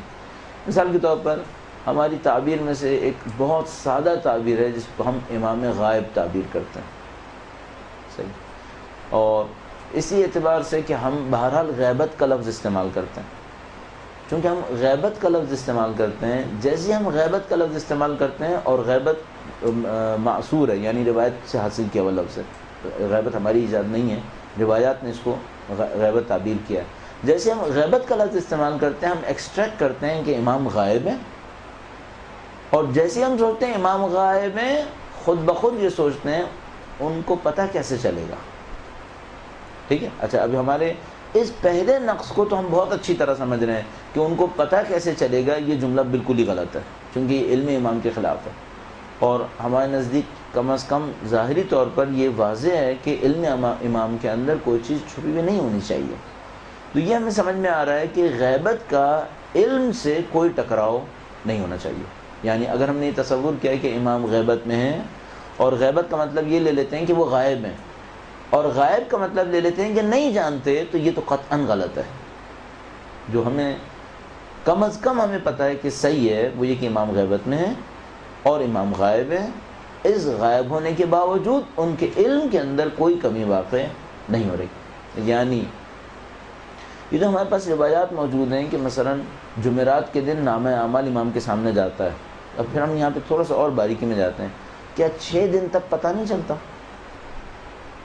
یعنی مثال کے طور پر کیا نامہ اعمال شام جاتے ہیں تو 24 گھنٹے پتہ نہیں چلتا؟ کیا ایسا ہوتا ہے؟ صحیح. اس کا مطلب یہ ہے کہ یہ بھی ہماری کمی ایک ہو سکتی ہے کہ ہم یہ سوچ رہے ہوں کہ شاید 6 دن پتہ نہیں چلتا ہوگا. ایسا نہیں ہونا چاہیے. علم امام فوری ہونا چاہیے، علم امام آنن فانن ہونا چاہیے. اچھا، کیوں ہم کہہ رہے ہیں اس طرح سے کہ علم امام فوری ہونا چاہیے، علم امام آنن فانن ہونا چاہیے؟ اس کی بہت سادہ دلائل ہیں. وہ یہ ہے کہ اگر امام کا تعلق ہم سے بس حاکم اور محکوم کا ہو تو حاکم کی بے خبری اس کو اس پوسٹ سے محروم نہیں کرتی. مثلا اگر امام کا تعلق ہم سے صرف اتنا ہو کہ وہ حاکم ہے، ہم محکوم ہیں، تو ٹھیک ہے. حاکم کو اگر نہیں بھی پتہ چلا آج 2 بجے کہ کیا ہوا، اور یہ امکان ہو کہ 4 بجے پتہ چل جائے گا، تب بھی کوئی برائی نہیں. وہ 4 بجے معاملات کو اپنے ہاتھ میں لے کر اس کو صحیح کر لے گا. صحیح ہے. لیکن ہمارا امام کا تعلق صرف حاکم اور محکوم کا نہیں ہے. ہم امام کے لیے جو بہت عجیب مقام استعمال کر رہے ہیں، جو صحیح ہے لیکن سمجھنے کے لیے مشکل ہے بعض لوگوں کے لیے، وہی کہ ہم یہ کہہ رہے ہیں کہ پروردگار عالم کی جتنے فیوز و برکات ہیں وہ ان کے واسطے سے ہم تک پہنچ رہے ہیں. صحیح. اگر ہم یہ بات قبول کر لیتے ہیں تو پھر علم ہونا بہت چھوٹی سی بات ہے، پھر علم تو کچھ بھی نہیں ہے. یعنی بالکل ایسا ہی ہے جیسے ہم یہ کہہ رہے ہوں کہ ایک آدمی دوسرے لوگوں کو علم دے رہا ہو اور اس کو پتہ نہ ہو کہ میں کیا دے رہا ہوں. ہماری مادی دنیا میں تو ہو سکتا ہے، چونکہ ہم حقیقت میں آپ کی خدمت میں اس کو ہم لوگ علم نہیں دیتے، ہم لوگ صرف آوازیں دیتے ہیں اور کچھ نہیں ہے. ہم لوگ ریکارڈز ہیں جو اپنی میموری کے اندر کچھ چیزیں ریکارڈ کر رہے ہیں اور اس کو ریکال کر رہے ہیں، اور یہ علم نہیں ہے. پھر علم کیا ہے؟ علم وہ ریکارڈنگ جب چل رہی ہوتی ہے تو جن لوگوں کی سماعتوں سے ٹکرا رہی ہوتی ہے ان کے اوپر خدا کسی چیز کی برکت بھیج رہا ہوتا ہے، وہ علم ہے. لہذا بہت سارا لوگوں کی سماعتوں سے وہی لہریں ٹکرا رہی ہوتی ہیں اور انہیں کوئی علم نہیں ملتا. اس کا مطلب ہے ان لہروں کے اندر علم نہیں ہے، ورنہ سب کو مل جانا چاہیے تھا. اس کا مطلب ہے علم کچھ اور چیز ہے، جس کو امام نے فرمایا کہ لیس العلم بالتعلیم والتعلم. اس حدیث معروف کے اندر جس میں امام نے فرمایا کہ علم سیکھنے اور سکھانے سے نہیں ہے، بل ہوا نور یقذفہ اللہ علی قلب من یشاء. مشہور معروف حدیث ہے جو ہم لوگ اور آپ لوگ سالوں سے سن رہے ہیں، بلکہ یہ وہ نور ہے جو خدا جس کے دل پہ چاہتا ہے نازل کر دیتا ہے. بس کوئی تصور نہ کرے کہ مثلا ہمارے ہاں ہو سکتا ہے ایک آدمی لاؤڈ اسپیکر کے اوپر کچھ کہہ رہا ہو، اس کی بات مثال کے طور پر ریکارڈ کر لی جائے، پھر انٹرنیٹ پہ چلائی جائے اور کہنے والے کو پتہ ہی نہ ہو کہ اس نے کتنے لوگوں کو علم دے دیا. یہ ہمارے ساتھ ہو سکتا ہے. کیوں؟ کیونکہ میں نے بتایا یہ علم نہیں دے رہے ہیں یہ ہم صرف ریکارڈنگز کر رہے ہیں. ریکارڈنگ ہے جس کو ہم ریکال کر رہے ہیں. اور اگر کوئی واقع علم دے رہا ہو تو ممکن نہیں ہے کہ دینے والے کو پتہ نہ چلے کہ میں کس کو دے رہا ہوں. جیسے خدا متعال کے فرشتے کسی کو علم دیں اور فرشتوں کو پتہ نہ چلے ہم نے کس کس کو دے دیا، نہیں ہو سکے گا، نہیں ہو سکتا. یعنی مثلا ملک الموت کسی کو ماریں اور ان کو بھی پتہ نہ چلے میں نے کیا کر دیا، نہیں ہو پائے گا. حضرت جبرائیل کسی کو وحی دیں اور حضرت جبرائیل کو پتہ نہ ہو کہ میں نے کس کو دے دی، ظاہر ہے کہ نہیں ہو سکتا. یہ وہ ہیں جو واقعاً عطا کرنے والے چینلز ہیں. ہم لوگ عطا نہیں کر رہے ہیں، ہم لوگ وسیلہ ہیں.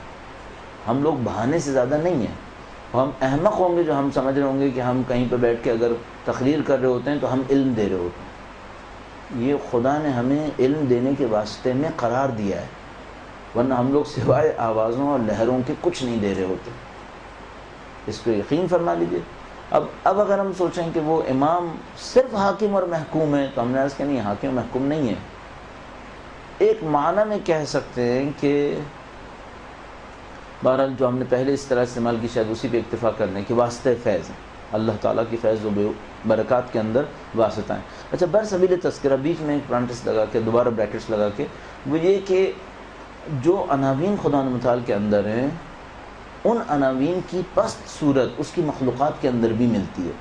مثلا خدا متعال علیم ہے تو کیا بندوں میں کسی کے پاس علم نہیں ہے؟ خدا متعال حی ہے تو کیا بندوں میں کوئی زندہ نہیں ہے؟ خدا متعال خلاق ہے، بندوں میں کوئی خلق نہیں کرتا. اچھا، اب ہم یہاں پھنس جاتے ہیں کہ کیا یہ قبول کر لیں کہ بندوں میں کوئی خلق کرتا؟ صحیح.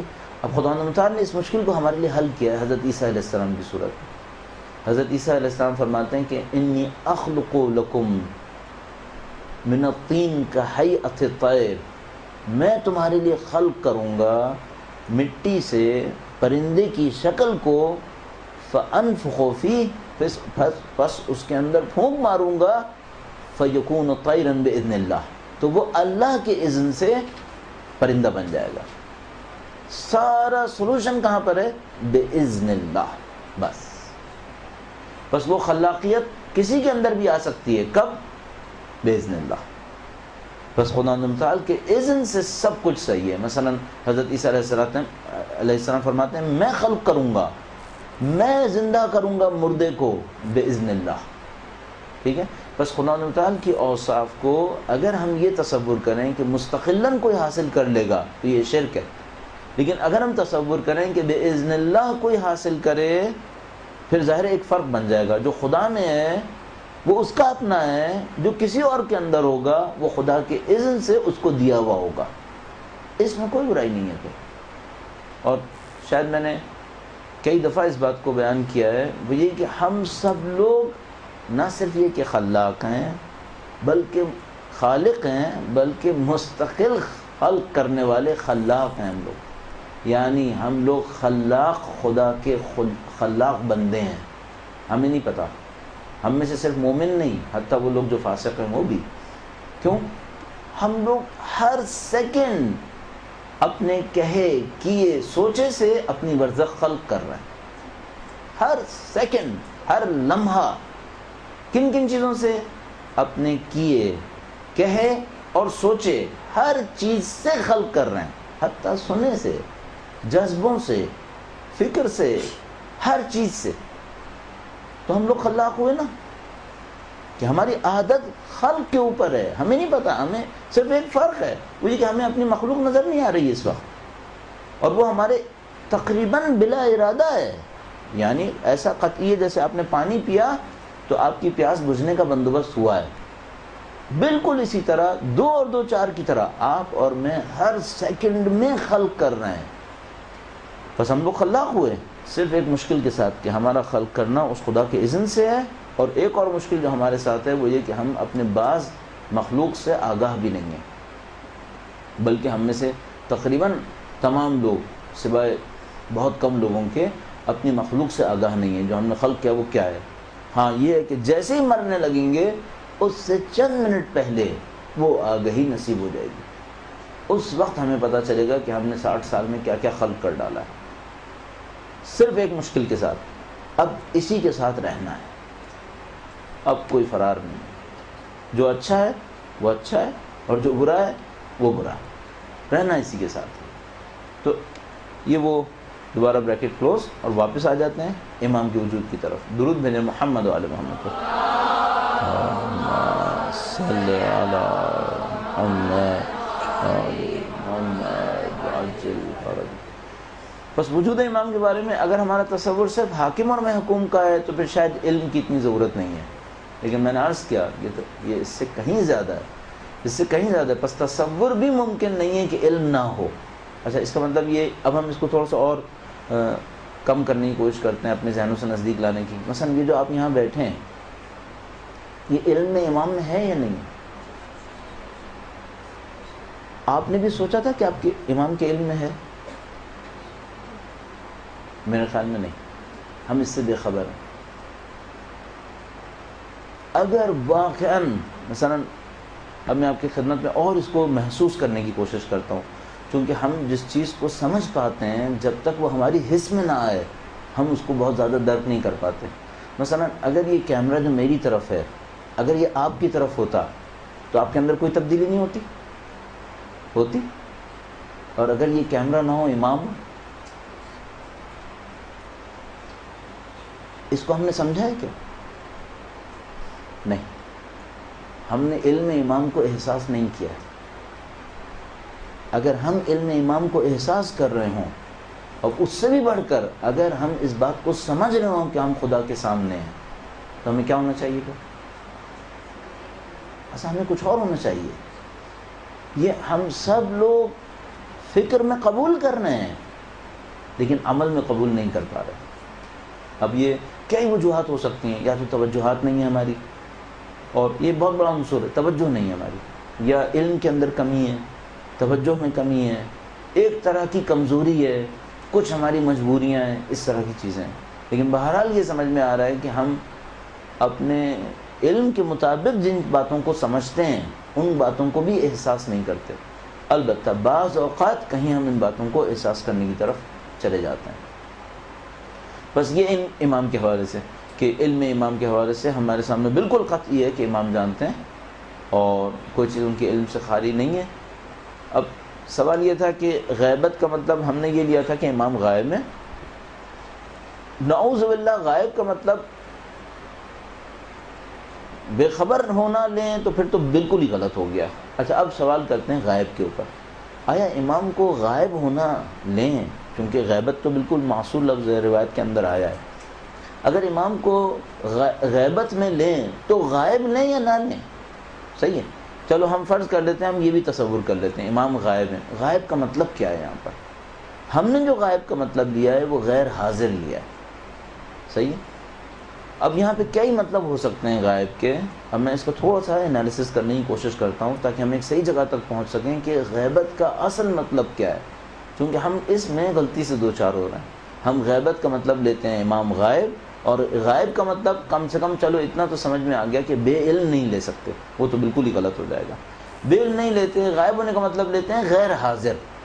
غیر حاضر. اب میں آپ سے پھر سوال کروں گا، آیا واقعاً امام غیر حاضر ہیں؟ مثلا آپ پتہ نہیں اپنی زندگی میں کتنی دفعہ کہہ چکے ہوں گے میں امام کو حاضر و ناظر جان کر کہتا ہوں، تو وہ آپ حاضر نہیں قبول کر رہے تھے کیا؟ صحیح. اچھا ایک طرف سے آپ غیبت کہہ رہے تھے اور دوسری طرف سے آپ حاضر بھی کہہ رہے ہیں. صحیح. تو اس کا مطلب یہ ہے کہ اگر غائب در مقابل حاضر ہو تو پھر یہ غائب بھی صحیح نہیں ہے، امام حاضر ہیں. ٹھیک ہے. اچھا آپ حاضر بھی قبول کر رہے ہیں اور ناظر بھی قبول کر رہے ہیں. ناظر کا مطلب کیا ہے؟ دیکھنے والا. تو پھر آپ غائب کیوں کہہ رہے ہیں؟ صحیح. اب ہم نے آپ نے ایک اور اسٹیپ لیا. چلیے اب دیکھیں ہم کہاں سے پہنچے تھے. اگر ہم امام کے غیبت کا مطلب لیں، امام کی غیبت کا مطلب لیں غیر علم، تو وہ تو قطعاً غلط تھا. اگر امام کی غیبت کا مطلب لیں نہ دیکھنے والا، ابھی ہوا کہ نہیں، یہ بھی غلط ہے. اگر امام کی غیبت کا مطلب لیں حاضر نہ ہونے والا، ہم نے کہا یہ بھی غلط ہے. اچھا اب ایک اور مطلب آ گیا. امام کی غیبت کا مطلب ہو گیا نظروں سے اوجھل. ٹھیک ہے. امام کی غیبت کا مطلب کیا ہو گیا؟ یعنی مستور، نہ کہ غائب. دونوں میں فرق ہونا چاہیے. ایک وہ جو غائب ہے یعنی ہے ہی نہیں، ایک وہ جو ہے مستور ہے. صحیح ہے. اچھا آیا ہم اس مطلب کو ہم سمجھ پا رہے ہیں کہ ہاں یہ بات سمجھ میں آتی ہے کہ غیبت کا مطلب مستور لے لیتے ہیں، یعنی چھپا ہوا. صحیح ہے. آیا ہمیشہ چھپا ہوا ہے؟ یعنی مثال کے طور پر کوئی نہیں جس نے امام کو نہ دیکھا ہو. اتنے ہیں دیکھنے والے کہ ہمارے پاس روایت کہتی ہے جب تشریف لائیں گے تو لوگ کہیں گے ہم نے ان کو دیکھا تھا. صحیح ہے. اس کا مطلب ہے اتنا مستور بھی نہیں ہے،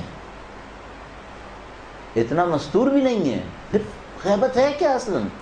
صرف ایک چیز، نہ پہچاننا. بس غیر معروف ہیں، معرفت نہیں ہے لوگوں کے پاس. بس غیبت کا مطلب ہم کیا سمجھ رہے تھے؟ بے علم. تو ہم نے کہا وہ تو قطعاً غلط ہے. غیر حاضر، پھر وہ غلط ہے. غیر ناظر، وہ بھی غلط ہے. غیبت یعنی مستور، پتہ چلا یہ بھی اطلاق کے ساتھ غلط ہے. اگر ایبسولوٹلی مستور ہو تو پھر تو دیکھنا ممکن ہی نہیں تھا، پھر کیسے لوگوں نے دیکھ لیا. اس کا مطلب ہے غیبت کا مطلب صرف ایک ہے، ہم معرفت نہیں رکھتے بس. اچھا اگر کسی کی معرفت بڑھ جائے پھر سمجھ لیں اس کی غیبت ختم ہو گئی، اس کا تو ظہور ہو گیا. یہ مشکل ہے جو ہم لوگوں کو سمجھ میں نہیں آ رہی ہے. یہ وہ جگہ ہے اصل جو مجھے ابھی تک سمجھ میں آیا، جو مس کنسیپشن ہمارے ذہن میں وجود امام کے حوالے سے ہے، وہ ان آخری 5-10 منٹ کے اندر جو کچھ آپ کی خدمت میں عرض ہوا ہے وہ یہ ہے.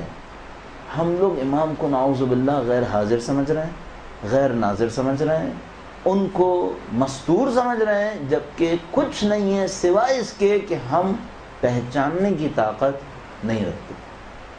کتنے ہی واقعات، کتنے ہی دلائل ایسے موجود ہیں جس میں لوگوں نے امام کو دیکھا ہے، بعد میں اہل فن نے تائید کی ہے کہ ہاں تم نے دیکھا ہے، اور اس کو بتانا پڑا کہ وہ جو فلاں کو دیکھا تھا وہ امام تھے.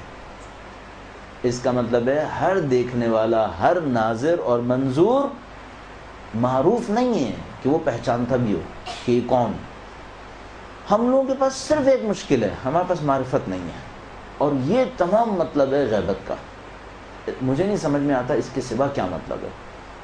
یعنی ان کی عطا میں کوئی رکاوٹ نہیں ہے، جس طرح ان کے ظہور کے زمانے میں عطا میں کوئی رکاوٹ نہیں تھی. یعنی اگر وہ کسی کو دینا چاہتے ہیں تو رکاوٹ نہیں ہے، ابھی بھی دے سکتے ہیں. ان کی ملاقات میں ان کی طرف سے کوئی رکاوٹ نہیں ہے. ساری رکاوٹ کس کی طرف سے ہے؟ ہماری طرف سے. اور وہ رکاوٹ کیا ہے؟ معرفت نہیں ہے. ورنہ شاید مل چکے ہوں گے. پتہ نہیں کتنوں کے ساتھ ایسا ہوا ہے کہ مل چکے ہیں اور نہیں جانتے کہ مل چکے ہیں. یعنی وہ مل چکے ہیں، گڑ گڑا رہے ہیں کہ خدا ایک دفعہ دیکھنا نصیب کر دے، اور ان کو بتایا جاتا ہے کہ تم دیکھ چکے ہو. ایک اور بات سمجھ میں آتی ہے، یہ جو ہمارا بہت زیادہ اصرار ہے آنکھوں سے دیکھنے کا، شاید اس کے اوپر اصرار کی کوئی بہت زیادہ گنجائش نہیں ہے. اس سے زیادہ اصرار ہم معرفت پہ کر لیتے تو بہتر تھا. کیونکہ آنکھوں میں بہت سارے لوگوں نے دیکھا، ان کو پتہ ہی نہیں چلا کہ ہم نے امام کو دیکھا ہے. اس کا مطلب ہے ہم آنکھوں سے دیکھنے پہ اگر بہت زیادہ اصرار کر رہے ہیں، شاید اس کی گنجائش اتنی زیادہ نہیں ہے. ہمیں اصرار اس پہ کر لینا چاہیے تھا اگر ہم اس چیپٹر میں تھے بھی کہ خدایا ہمیں معرفت نصیب کر دے. لہذا آپ دیکھیں کہ جتنی بھی دعائیں ہیں ان میں سے اکثر میں اصرار اس پہ نہیں ہے کہ خدا مجھے دکھا دے. نہیں، دکھا نہیں دے، ملا دے. دیکھنے اور ملنے میں زمین آسمان کا فرق ہے. ایک دفعہ میں کسی کو دیکھتا ہوں، اس کو پہچانتا ہی نہیں، تو اس کو ملنا نہیں کہہ پاؤں گا میں، کیونکہ میں نے ملاقات نہیں کی ہے، اس نے ملاقات کی ہے. تو کہیں پہ میں کہتا ہوں خدایا ملاقات کروا دے. صحیح. اب اس ملاقات کا مطلب اگر صرف اتنا رکھوں کہ دونوں جسمانی طور پر ایک محل میں موجود ہوں، اس کا بھی کوئی فائدہ نہیں ہے. بس وہ جو اصلی دعا بنتی ہے وہ وہی دعا بنتی ہے، اللہم عرفنی نفسک، اور پھر آخر میں جا کے عرفنی حجتک، یہ دعا بنتی ہے سر. خدا انشاءاللہ ہمیں اپنے امام کی معرفت نصیب فرمائے انشاءاللہ. اچھا، اب یہ ہم نے اس سیشن میں جو یہاں تک پہنچا، اس میں ہم نے وجود امام کے حوالے سے کچھ باتوں کو انجام دے دیا. اب ایک بہت بڑا سیشن ہونا چاہیے، ہو سکتا ہے، جس کے اندر ہم یہ گفتگو کریں ذمہ داری کیا ہے، اور وہ ان تمام چیزوں کا خلاصہ بننا چاہیے. کہ مثال کے طور پر ٹھیک ہے، ہمیں سمجھ میں آ گیا کہ اجمالاً کہ غیبت ہم کسے کہہ سکتے ہیں. اس سے پہلے ہمیں اجمالاً سمجھ میں آ گیا کہ منجی بشریت کا مطلب دنیا کے مختلف ادیان، مذاہب، افکار کے اندر کیا لیا گیا ہے، اور ہم جو کہہ رہے ہیں منجی ہیں، نجات دہندہ ہیں، اس کا مطلب کیا ہو رہا ہے. اس کے بعد ہم نے اس کے اوپر کافی دیر بات کر لی کہ ہم وجود امام کو کس عنوان سے دیکھیں، اور ہمیں سمجھ میں آ گئی کچھ چیزیں. لیکن جو اصلی چیپٹر آنا چاہیے وہ یہ ہے کہ وہ جو ہماری ذمہ داری ہے وہ کیا ہے. اچھا، جیسے ہم ذمہ داری کی بات کرتے ہیں، ایک اور کوشچن آتا ہے، وہ یہ کہ چلیے تقریباً سادہ سی بات ہے، نصرت امام ذمہ داری ہے. نصرت امام ذمہ داری ہے. نصرت کسے کہتے ہیں؟ ناصر کون ہے؟ اب یہی وہ سب چیزیں ہیں جو ہمیں اپنے اندر اس کی ٹرانسلیشن سے بڑھ کر ڈھونڈنا پڑے گا کہ جب ہم کہتے ہیں لفظ نصرت، اس کا مطلب کیا ہوتا ہے. اصل عربی میں نصرت کا لفظ استعمال کہاں کیا جاتا ہے، یہ ہمیں ڈھونڈنا پڑے گا کہیں نہ کہیں. اور جب ہم کہتے ہیں کوئی شخص نصرت کرنے والا ہے یا ناصر ہے، منصور، تو اس کا مطلب ہمیں کیا لینا چاہیے. اور اس مطلب کو جب ہم امام وقت کے حوالے سے اپنے اندر ڈھونڈنے کی کوشش کریں، میں ناصر ہوں تو مجھے اس کو کس عنوان سے دیکھنا پڑے گا، اور میں نصرت کیسے کر سکتا ہوں ان کی کہ جو کم از کم میری معرفت میں نہیں آ رہا ہے. فی الحال میری نصرت کیا ہے؟ پھر میری معرفت نہیں ہے، میں ان کو نہیں پہچان پا رہا دیکھنے کی حد میں، جاننے کی حد میں. میں نے کچھ روایات پڑھی ہیں اور کچھ دعاؤں کے ذریعے سے ان سے اپنا تعلق بنانے کی کوشش کر رہا ہوں. اب مجھے نصرت کرنی ہے تو یہ نصرت کیسے ہوگی؟ اور یہ بھی آپ جانتے ہیں اور ہم اچھی طرح جانتے ہیں کہ ہر ایک کو یہ موقع ملے گا کہ وہ نصرت کرے، بس زمانے کے قریب یا بعید ہونے سے، دور ہونے سے نصرت کے اوپر کوئی فرق نہیں پڑے گا. ہر ایک کے پاس نصرت کا امکان موجود رہے گا. تو ہم اس چیپٹر کو کیسے اپنے لیے سالو کریں؟ اور جب ہم یہ سارے کام کر چکے ہیں تو پھر واپس آئیں اپنی زندگی کے اندر اور سوال کریں کہ اب تک کیا ہوا ہے، آیا اب تک وہ کام ہو گیا؟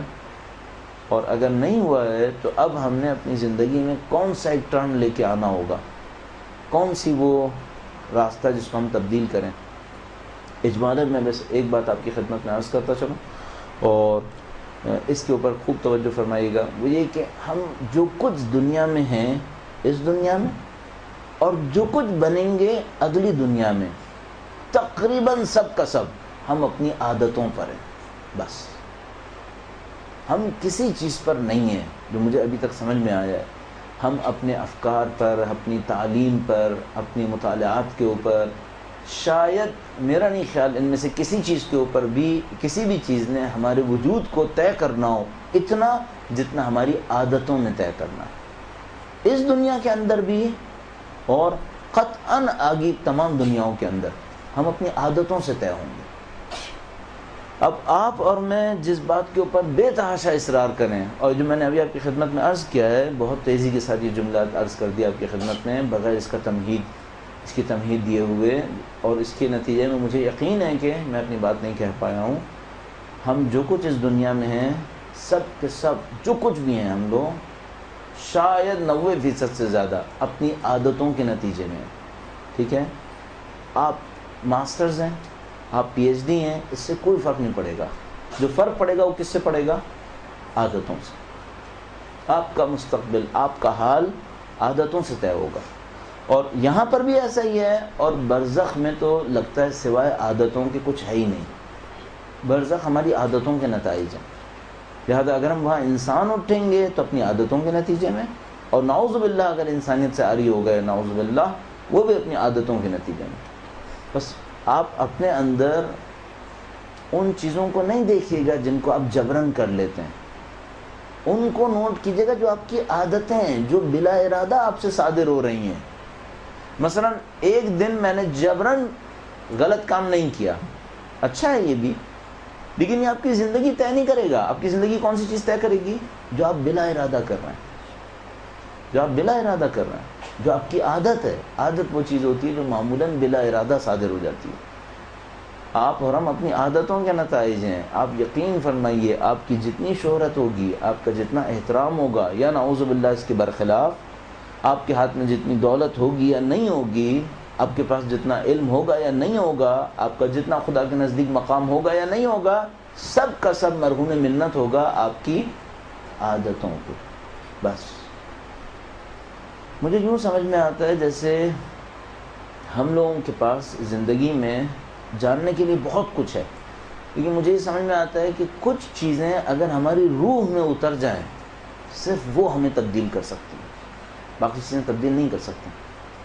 اور آپ اور میں مسلسل کوشش کرتے رہیں کہ اس اسلام کے نتیجے میں جو دین ہمارے پاس ہے، اور ان عقل مند لوگوں کے نتیجے میں جن کے علم سے فائدہ اٹھانے کا ہمیں اس دنیا میں موقع مل گیا، چاہے وہ لوگ مر گئے ہوں چاہے وہ زندہ ہوں، اور ان تجربوں کے نتیجے میں جس سے ہم لوگ خود گزر رہے ہیں۔ بس ہمارے پاس 3 چینلز ہیں سیکھنے کے، بہت واضح چینلز۔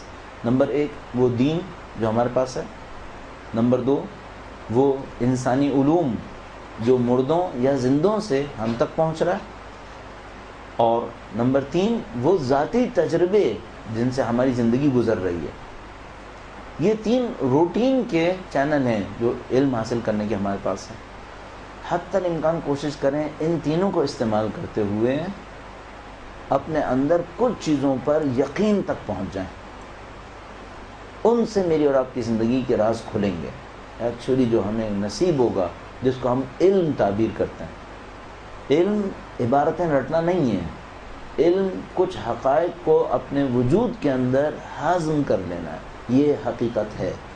جب ہمیں کسی چیز کے اوپر اتنا یقین ہو جائے کہ ہاں یہ حقیقت ہے، قطعی حقیقت ہے، تب وہ علم میں تبدیل ہوتا ہے۔ ایسا علم عادت تبدیل کر سکتا ہے، بس ایسا علم عادت تبدیل کر سکتا ہے۔ لہذا آپ 1 گھنٹے کی مجلس سنیں گے، شاید آپ کی کوئی عادت تبدیل نہ ہو، اور میرے اور آپ کی 1 گھنٹے کی کوئی گفتگو سنیں، اس کی کوئی عادت تبدیل نہ ہو، لیکن اگر اس 1 گھنٹے میں سے کوئی ایک جملہ ایسا ہوا جو علم کی صورت میں ہمارے اندر چلا گیا، اس پر شاید ہماری کچھ عادتیں تبدیل ہو جائیں یا ایک عادت تبدیل ہو جائے، اور جب عادتیں تبدیل ہوں گی تب ہم لوگ کسی کمال پہ پہنچیں گے۔ آپ قوانین ڈھونڈنے کی کوشش کریں۔ میں بار بار کہتا ہوں، مجھے 27 سال ہو گئے طالب علم بنے ہوئے، اور مجھے جو بات سمجھ میں آ رہی ہے وہ یہ کہ کتابیں پڑھنا سرمایہ نہیں ہے۔ سرمایہ جس کو ہم ایسٹس تعبیر کرتے ہیں، کتابیں پڑھنا سرمایہ نہیں ہے، کلاسوں میں جانا سرمایہ نہیں ہے، کسی لائبریری میں بیٹھنا سرمایہ نہیں ہے، یہ سب وسیلے اور بہانے ہیں۔ سرمایہ کیا ہے؟ ان کے نتیجے میں کچھ حقیقتوں کو ہم ہضم کر پائیں گے، وہ ایسٹس ہیں، وہ سرمایہ ہے ہمارا۔ لہذا آپ اس کو سرمایہ نہیں سمجھے گا کہ آپ 8 سال یہاں پر ہیں یا میں 12 سال قم میں تھا، یہ سرمایہ نہیں ہے۔ اس 8 سال اور اس 12 سال کے دوران جو حقائق ہم نے ہضم کر لی ہیں، جو ہماری روح میں اتر گئے کہ ہاں یہ حقیقت ہے، بالکل ایسی جیسے آپ کہیں گے اس وقت دن ہے، یہ ایک حقیقت ہے، زہر مہلک ہے، یہ ایک حقیقت ہے، اس میں کوئی شبہ نہیں ہے کسی کو، پانی مفید ہے، یہ ایک حقیقت ہے، اس میں کسی کو شبہ نہیں۔ جو آپ 8 10 سال 12 سال کی محنت سے حقائق اپنے اندر لا پائیں گے، وہ ایکچولی آپ کا ایسٹ ہے۔ بس آپ 500 روایتیں حفظ کر لیں، آپ کا ایسٹ ہے؟ نہیں، آپ کا اصلی ایسٹس ان روایتوں کے ذریعے جو حقائق آپ نے حاصل کیے، جن پر آپ کو یقین ہو جائے، وہ آپ کا اصلی سرمایہ ہے۔ لہذا میں آپ کی خدمت میں عرض کر رہا ہوں، یہ خطرہ موجود ہے کہ آپ اور میں 10 سال دینی علم حاصل کرنے کی کوشش کرتے رہے ہیں، اور ایک حقیقت بھی ہماری روح میں نہ اترے، گرچہ پورا قرآن حفظ کر لیا۔ یہ ہو سکتا ہے آپ خطابت کے چیمپئن بن جائیں، آپ کو پورا قرآن حفظ ہو جائے، پورا نہج و بلاغہ حفظ ہو جائے، روایات ہزاروں لاکھوں آپ کو حفظ ہو جائیں، آپ ان روایات آیات کو لکھ بھی رہے ہوں، استعمال بھی کر رہے ہوں، لوگوں کو خوش کر رہے ہوں، سارے کام ہو رہے ہوں، اور آپ کو ان کے حقیقت ہونے کا یقین نہ ہو، تو آپ کے سرمایہ میں کچھ نہیں ہے، آپ کا دامن خالی ہے۔ اور اگر کوئی شخص ایک دفعہ صرف اللہ کے رسول کو ملے اور اللہ کے رسول کے پاس آئے وَمَن يَعْمَلْ مِثْقَالَ ذَرَّةٍ خَيْرًا يَرَهُ سیکھے. اور اللہ کا رسول کہے کہ یہ جاہل آیا تھا اور فقیہ بن کے واپس گیا کیونکہ اس کو حقیقت مل گئی. یہ حقیقت ہے، یہ ہمارا ایسیٹ ہے. صلی علی محمد وآل محمد وعجل فرجهم اجمعین. دو باتیں میں نے آپ کی خدمت میں آخر میں کہی ہیں. ان دو باتوں کو میں آپ کی خدمت میں عرض کروں گا کہ یہ چند چیزیں ہیں جو میں سمجھتا ہوں کہ میری زندگی کے ایسیٹس میں سے ہیں. نمبر ایک، ہم عادتوں پہ بنے ہوئے ہیں اس دنیا میں بھی، اور عادتوں پر ہی بنیں گے اس دنیا میں بھی. یہ ایک بات. اور دوسری بات یہ کہ اصل سرمایہ وہ حقیقتیں ہیں جن کو ہم ہضم کر پائیں. بس یہ دو باتیں خاص کر میں نے آپ کی خدمت میں عرض کی ہیں. کوئی سوال کسی کے ذہن میں اگر اس آج کی گفتگو کے حوالے سے آتا ہوں؟ جی فرمائیے. ٹھیک ہے، ہم اس جگہ تک پہنچے کہ ہم امام کی معرفت میں کمی سے دو چار ہیں. ٹھیک ہے، ہم امام کی معرفت میں کمی سے دو چار ہیں، لیکن ہمیں یہ نہیں معلوم کہ وہ معرفت کیا ہے، ہمیں کیا سمجھنا ہے. ٹھیک ہے. اچھا، اس کا ایک تفصیلی جواب ہونا چاہیے، بہت تفصیلی جواب ہونا چاہیے. وہ یہ کہ ہم امام کی معرفت کو پوری تفصیل کے ساتھ بیان کریں، یہ امام کی معرفت ہے. اور ہم اس کے کچھ اجمالی جواب دے سکتے ہیں جو مبہم ہوں گے اور مشکل ہوں گے، اور کچھ اجمالی جواب دے سکتے ہیں جو آسان ہوں گے. مثال کے طور پر ایک اجمالی جواب دے سکتے ہیں، وہ یہ کہ شریعت کی اطاعت معرفت امام ہے. صحیح، معرفت امام کا ایک لم سم رزلٹ نکلتا ہے. وہ کیا ہے؟ شریعت کی اطاعت. شریعت کی اطاعت معرفت امام ہے. بس اگر کوئی کہہ رہا ہے میرے اندر معرفت امام ہے، اتنی ہی ہوگی جتنا وہ شریعت کا مطیع ہوگا. اور اگر وہ مطیع شریعت نہیں ہے، اس کا مطلب ہے اس کے اندر معرفت امام کی کمی ہوگی. ٹھیک ہے. ایک اجمالی مبہم جواب ہو گیا. ایک اجمالی سادہ جواب بھی ہے، وہ یہ ہے کہ آپ امام کی پسند اور ناپسند کو جتنی اہمیت دیتے چلے جائیں گے، یہ آپ کی معرفت ہے. یہ آپ کی معرفت ہے. جتنا آپ امام کی پسند اور ناپسند کو اہمیت دیتے چلے جائیں گے. بس اگر کوئی امام کی پسند ناپسند کو اہمیت نہیں دے رہا ہے، اس کا مطلب ہے معرفت سے محروم ہے. اور اگر وہ امام کی پسند ناپسند کو بہت زیادہ اہمیت دے رہا ہے، اس کا مطلب ہے اپنی معرفت میں کافی آگے ہے. ہاں، اس میں ایک آسان راستہ یہ ہوتا ہے، کیونکہ یہ آپ کے ساتھ بار بار پیش آتا رہے گا، وہ یہ کہ ہمیشہ حجت، نبی، ولی اور خدا آپ کے ذہن میں ٹکرانے کی کوشش کرتے رہیں گے یہ تصورات. تو ہم اس کو آسان کرنے کے لیے، مثلا جیسے ہی میں آپ سے کہوں گا خدا سے مانگو، تو آپ کا ذہن کہے گا اس کا مطلب میں کیا ولی اللہ سے اگر مانگوں تو شرک ہے. ٹھیک ہے. ان تمام کو حل کرنے کے لیے ہم ایک ہی دفعہ کہتے ہیں خدا اور اس کا نظام. صحیح، خدا اور اس کا نظام. تو خدا اور اس کے نظام کا مطلب کیا ہے؟ یعنی خدا، نبی، ولی، وصی، اور اس مراتب کے اندر نیچے چلتے چلے آئے. ٹھیک ہے. بس جب ہم کہتے ہیں خدا سے مانگو، تو اس کا مطلب یہ نہیں ہوتا کہ نبی سے نہیں مانگو. ہم کہہ رہے ہیں غیر خدا اور خدائی نظام سے ہٹ کر مت مانگو. مثلا ایک آدمی ہے جو خدائی نظام سے ہٹ کر ہے، ظالم ہے، جابر ہے، کسی بھی صورت میں، مثلا میرا کوئی باس ہے، اس کا خدائی نظام سے کوئی تعلق نہیں ہے، اس سے مت مانگو، اس سے توقع مت لگاؤ. اور جب ہم کہتے ہیں خدا سے توقع لگاؤ، تو اس کا مطلب کیا ہوتا ہے؟ خدا اور اس کے نظام سے توقع لگاؤ. تو یہ ساری باتیں خدا اور اس کے نظام کے ساتھ ایک ساتھ ہی آئیں گی. جب ہم کہتے ہیں کہ امام کی پسند ناپسند کو آپ جتنا زیادہ اہمیت دیں گے اتنی آپ کی معرفت ہے، تو کوئی پوچھے خدا کی معرفت پھر کیا ہے؟ وہ بھی یہی ہے کہ خدا کی پسند ناپسند کو جتنی زیادہ اہمیت دیں گے. تو پھر کوئی کہے کہ یہ دونوں ٹکراؤ رکھتے ہیں، معرفت خدا معرفت امام؟ تو ہمارا جواب ہوگا کہ نہیں، خدا اور اس کا نظام سب ایک ہی ہے، ان میں کوئی فرق نہیں ہونا چاہیے.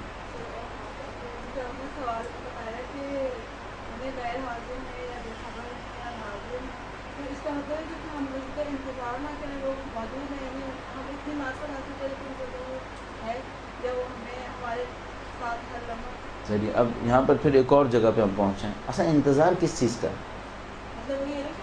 ٹھیک ہے، یعنی ہم اس کو انالیسس کر سکتے ہیں. وہ یہ کہ انتظار ان کو دیکھنے کا ہے. تو میں نے عرض کیا بہت سارے لوگوں نے دیکھا ہے، کوئی فائدہ نہیں ہوا. بہت سارے لوگ ہیں ایسے. مثلا آیا واقعاً لشکر یزید میں حجت خدا کو نہیں دیکھا تھا؟ دیکھا تھا. آیا وجود مقدس امام وقت کو تشریف آوری کے بعد ان کے دشمن نہیں دیکھیں گے کیا؟ دیکھیں گے. ان کا ساتھ نہ دینے والے نہیں دیکھیں گے کیا؟ دیکھیں گے. ان کا ساتھ دینے والے بہت سارے لوگ جو ان کو مہینوں دیکھیں گے ایک جگہ پہ جا کے چھوڑ دیں گے نعوذ باللہ تعالیٰ. یہ بھی ہوگا. اس کا مطلب ہے انتظار دیکھنے کا نہیں ہے. پھر انتظار کس بات کا ہے؟ زیادہ سے زیادہ انتظار جو ابھی میں اجمالاً اس کو میں تیزی سے گزار دوں، انتظار اس بات کا ہے کہ میں قربانی کب دوں، کب وہ مجھے قربانی کی اجازت دیں. انتظار اس بات کا ہے. بس انتظار سارا صرف نصرت کرنے کا ہے، نصرت لینے کا نہیں ہے. ہم نصرت کب کریں گے، انتظار اس بات کا ہے. اور کس نصرت کا انتظار ہے؟ ایک وہ نصرت ہے جو میں ان کی غیبت میں بھی کر سکتا ہوں، اور ایک وہ نصرت ہے جو ان کے تشریف لانے کے بعد، جس کو ہم ظہور تعبیر کر رہے ہیں، ظہور کے وقت ایک نصرت ہونی ہے. اصل انتظار اس نصرت کا ہے جو ہم ان کے ظہور کے بعد کر رہے ہوں گے. صحیح. البتہ اس کا مطلب یہ کہ ہم یہاں نصرت نہ کریں، ظاہر ہے یہ نہیں ہے، یہاں پہ بھی نصرت کریں گے. بس ہمارے نزدیک انتظار کا اصل مفہوم وہ ہونا چاہیے، اور ہم انتظار کو نظر سے نہ لیں جو صرف دیکھنا ہے. یہ الفاظ کی محدودیت ہے. الفاظ میں کہیں نہ کہیں محدودیت ہے. اگر فکر اس کے پیچھے نہ ہو تو غلطی سے دو چار ہو سکتے ہیں. تو ممکن ہے کچھ لوگ سمجھ رہے ہوں کہ ہم انتظار کر رہے ہیں یعنی نظر کا انتظار، دیکھنے کا انتظار ہے. میں عرض کر رہا ہوں دیکھنے کا نہیں ہے، اس خاص نصرت کا ہے جو ان کے ظہور کے وقت ہونی ہے. اور صرف نصرت کا بھی انتظار نہیں کہہ سکتے، چونکہ اس وقت بھی نصرت کر سکتے ہیں اور نصرت کرنی ہے ہمیں.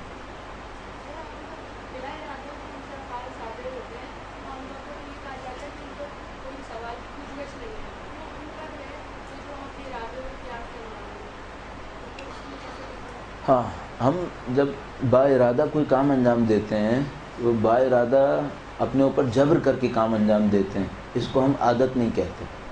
صحیح ہے. اور ایک ہم بلا ارادہ انجام دیتے ہیں چونکہ ارادے کے ساتھ اتنا کر چکے ہیں کہ مہارت تک پہنچ گئے. میں اس کو کہنا چاہ رہا ہوں. صحیح.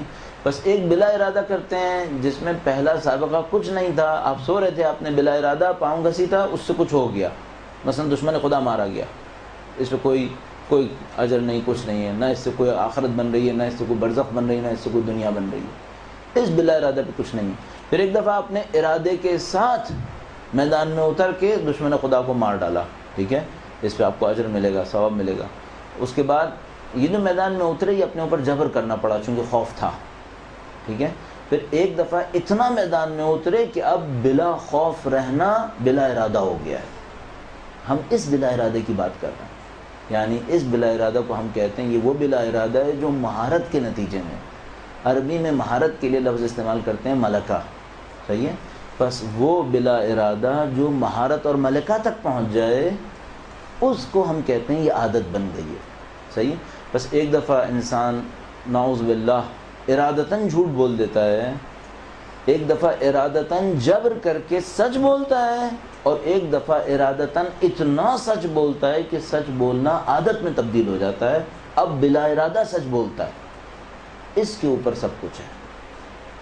آپ کی جتنی مادی اور معنوی زندگی اس دنیا اور اس دنیا میں بن رہی ہے وہ معمولاً اس دنیا میں شاید 90% مثلا، اور اس دنیا میں تقریباً 100% عادتوں پہ بن رہی ہے.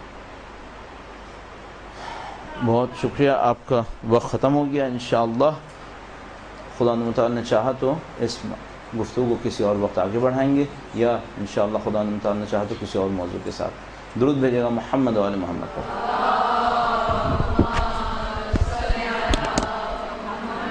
سر ہماری کلاس لیتے رہیے گا سر.